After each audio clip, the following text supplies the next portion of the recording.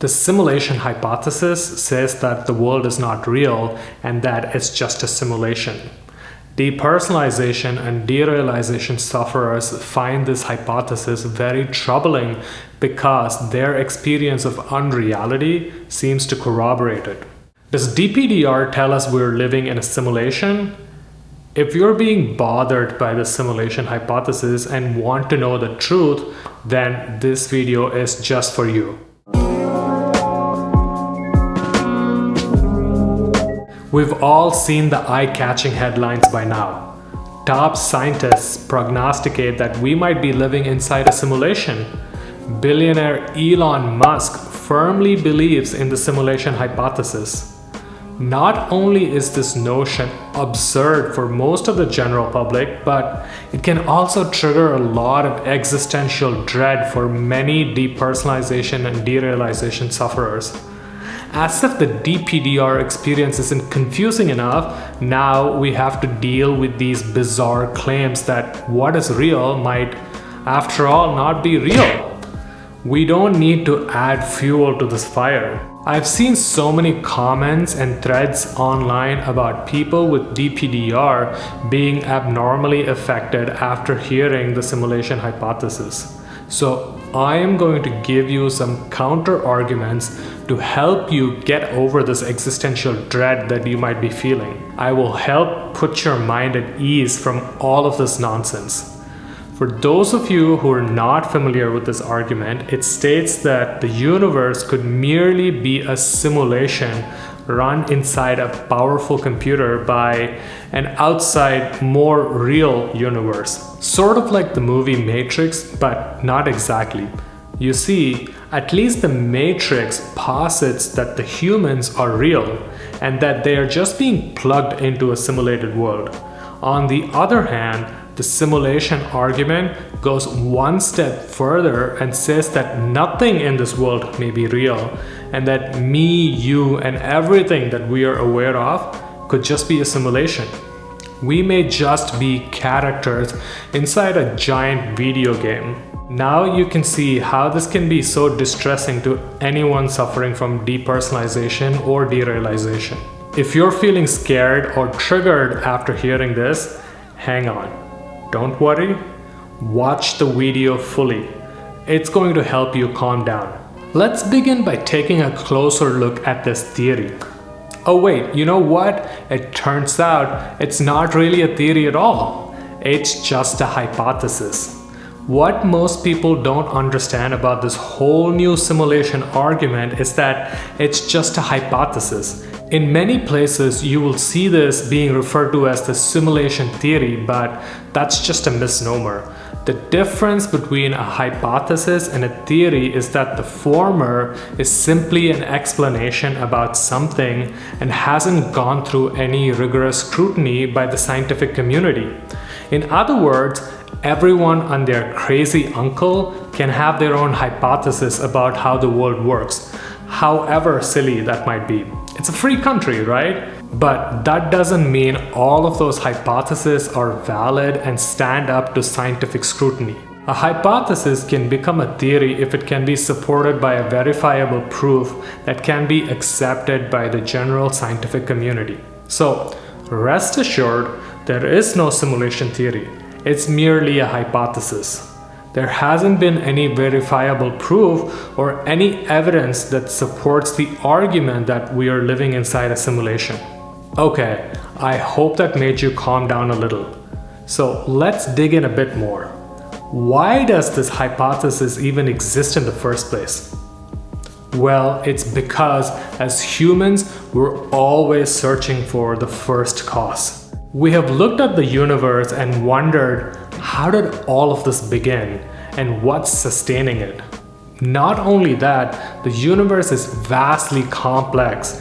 You look at a single cell organism and you'll be amazed as to how intricate its machinery is. Just look at a video of how a fertilized egg grows into a baby. It's mind-blowing. Now, zoom out and look at the billions and billions of stars in our galaxy alone. The universe and everything in it is unimaginably complex. All of that has to come from somewhere or something, right? For the longest time, our explanation for the first cause was the Almighty. God was thought of as the creator of everything, including us. God, by definition, is the unmoved mover. God doesn't have a cause. God was always here and always will be. So it was the perfect explanation for the world we live in. Fast forward to our modern times, and most of the so-called scientific community and even the general public have stopped believing in God. Nietzsche famously proclaimed that God is dead and we have killed him. So with God out of the equation, we don't really have an answer to these basic questions, to the question of the first cause. We are on shaky grounds at the moment. That's why you're seeing all of these new arguments cropping up here and there. They're trying to play the role of God. They are supposed to be the answers to the most deeply philosophical questions. But just because an answer exists doesn't mean that it's valid and true. We must ask ourselves, is this a valid argument? Arguments can sometimes seem sound on the surface, but when you dig in a little deeper and upon closer analysis, they completely fall apart. I'll concede that the simulation hypothesis does seem like an almighty answer to all of life's complexity, but if you dig a little deeper, let's see what happens. First and foremost, a glaring hole in the simulation hypothesis is that it really doesn't answer anything. It just moves the complexity up another level. Like, if we're living inside a simulation, then who's running that simulation? If it's a highly advanced civilization that's running this simulation, then how does that civilization exist? Some of the most ardent supporters of the simulation argument claim that the advanced civilization that's running this simulation could itself be a simulation run by an even more advanced civilization, and on ad infinitum. I know your head must be dizzy trying to contemplate that, but don't stress yourself out. It's just a lousy answer to one of the most critical questions of the simulation hypothesis, and this answer doesn't deserve your dread or your brain power. Another problem with this argument is that currently we can't even seem to simulate anything remotely resembling conscious life. We don't even understand the complexity of what goes on inside a single cell, let alone something as complex as human life and human intelligence. You could argue that a highly advanced civilization might, have the machinery to simulate our entire complex universe. You could even say that, maybe this advanced civilization that's simulating us has impeded us in turn from developing advanced technology so that we could run our own, simulation. But you see how far-fetched those arguments are. If you're going to believe in these arguments, you might as well believe that a crazy noodly monster in the sky is running the show. The simulation argument sounds cool. It's an interesting hypothesis to discuss with your college friends over a round of drinks or maybe even after smoking a joint, but it doesn't stand the scrutiny of intelligent analysis or polemics. So, what can you as a DPDR sufferer do to prevent yourself being caught up in this and losing your sleep? Well, for one, know that until evidence clearly shows us that we're living inside a simulation, you can feel free to discard this argument. Don't give it any weight. And even if someone claims to have proof, it has to be extremely detailed and verifiable. As Carl Sagan once said, extraordinary claims require extraordinary evidence. For now, for the sake of your mental peace, you can feel free to disregard the simulation argument. It's nothing more than pseudoscience at this point. Okay, before we wrap up, here's one more important question to ask.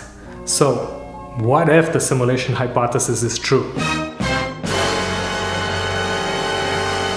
So far, we've seen that the primary claim of the simulation hypothesis is not based on any verifiable truth.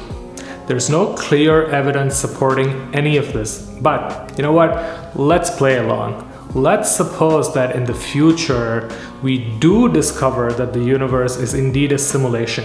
Then what? Well, that would be a mind-blowing discovery. I bet there might be riots in the street. But once the initial panic passes away, we might just fall into our normal routines once again. If the pandemic has taught us anything, it's that life eventually returns to its normal rhythm, no matter what. After the initial dread wears off, people will just continue with their day-to-day activities. Because in the end, what matters more is not the how, but the what and the why. Yes, it would be very interesting from a scientific and philosophical perspective to understand the inner workings of the universe. There's no doubt about it. I'm always giddy with intellectual curiosity about the nature of the world we live in. But at the end of the day, what might matter more to us is the relationship that we have with our friends, family, and our neighbors. Even if we came to understand the mechanics behind life, we will still have to figure out how to work with each other and how to better our lives. And finally, even if the world is proven to be just a simulation, the relationships we have with each other are still valid and real, right? At one point, humans thought of themselves as the center of the known universe. Now, we know that we are just living in a tiny corner of our galaxy, which itself is merely one among billions. Has that changed the way we think of ourselves? Sure, but has that really changed how I interact with my family and my friends? Not so much. So rest assured, even if the hypothesis is proved to be true, which I highly doubt it will be, it still won't change our day-to-day experience of the world. If you're currently going through DPDR and you feel like the simulation hypothesis is making you panic or causing you distress, feel free to just disregard it. This claim is wholly untrue. It's just pseudoscience. It can be fun in some setting to ponder about the nature of existence, but let's not jump to any conclusion without seeing credible scientific evidence. By the way, if you're looking for a science-based online course that can help you recover from depersonalization and derealization, then take a look at DP No More. It's based on the latest in neuroscience and brain science, and the number of people who write to me about how much their life is better off after going through this course is the proof that this course actually works. Alright, I hope this video has helped you calm down. Leave a comment and let me know what you really think about the simulation hypothesis. And until my next video, have a wonderful day.